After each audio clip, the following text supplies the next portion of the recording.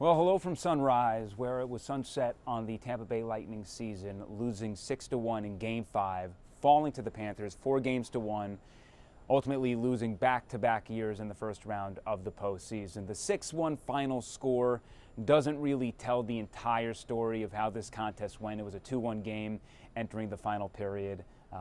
The Bolts went down 3-1 and then had to start playing catch-up, and it is what it is. The biggest talker from Game 5 was certainly the two disallowed goals, one that was called a goal on the ice and overturned by a Panthers challenge, then the Mikhail Sergachev goal, which would have tied the game at 2s, but then was waved off, and then Jon Cooper challenged it, and nothing came to fruition.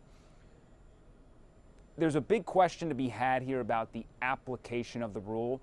I think the application might have been sound, but as Jon Cooper told us after the game, what should happen in those scenarios and why those should have been goals is very clear. The boxing out that goes there, it's like prison rules in the playoffs, but it's not prison rules for the goalie. Like the second something happens, like we might as well put skirts on them then, if that's how it's going to be. I mean, they have to battle through stuff too. Entering the offseason now, there are a lot of questions surrounding this team. Number one being their captain, Steven Stamkos. What does the team do in signing him long term? Jon Cooper said that he seems like a guy that's a Bolt for life, but ultimately this is something that only Stamkos and Julien Brisebois are going to be able to figure out. I asked Steven Stamkos about this when the clock was ticking, time was running out.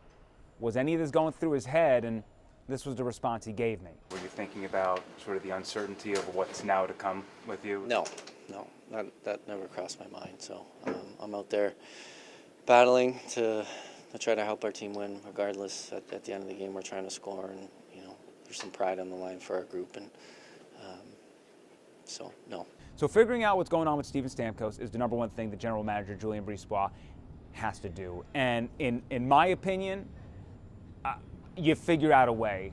I do not care about what anyone wants to say about his defense or the certain deficiencies in his game. Yeah, I get that. He's still an elite goal scorer. He's still elite on the power play, which if you take him off the power play, the reason the Lightning kind of floated through this season and found the postseason is because the man advantage. It is one of, if not the deadliest units in the league.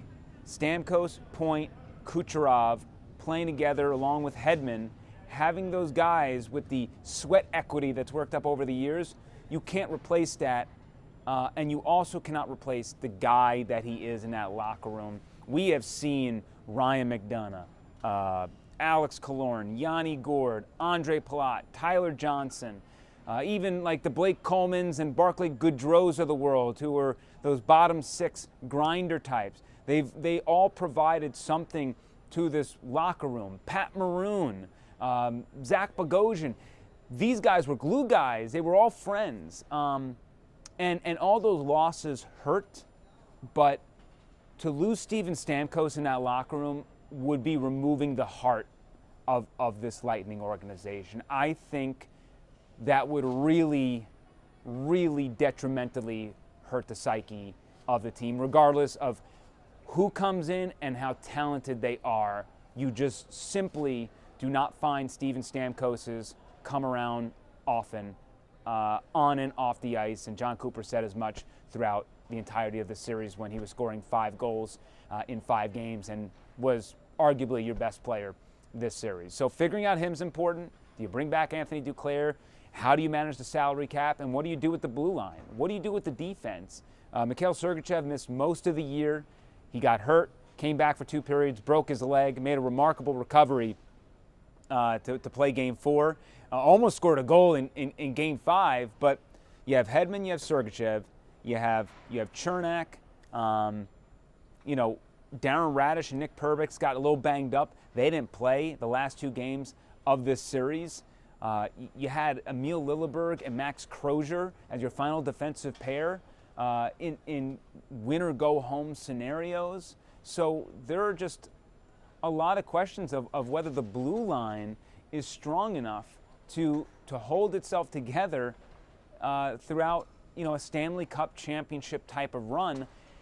So that's going to be a big question that Julien Brisebois has to answer. How can we get better on the 5-on-5 and make sure that we allow less goals in our net, because that was a horrendous issue throughout the season. And talking with the players after the contest, I think the urgency just has to rise a little bit. They mentioned that games 1 and games 2, they didn't feel like they had it, and if they would have played with the desperation of 3, 4, and 5, they felt like maybe a better fortune would have went their way.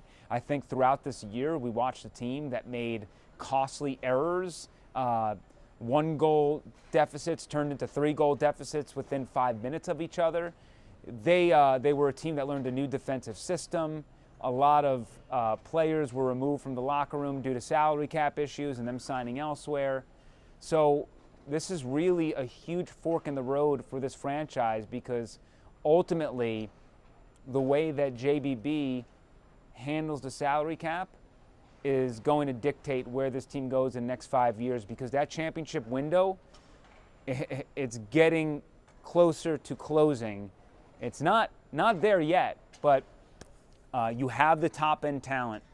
How do you create sufficient depth to make it all work? So those will be the big questions asked in the offseason that we'll be talking about a lot. But ultimately, thank you for following along with us throughout the Tampa Bay Lightning season. We expect exit interviews to be on Wednesday. And then now, just like last year, we'll watch the NHL playoffs and we'll see who the new champion is. It just very well might be the team they just played in the Florida Panthers.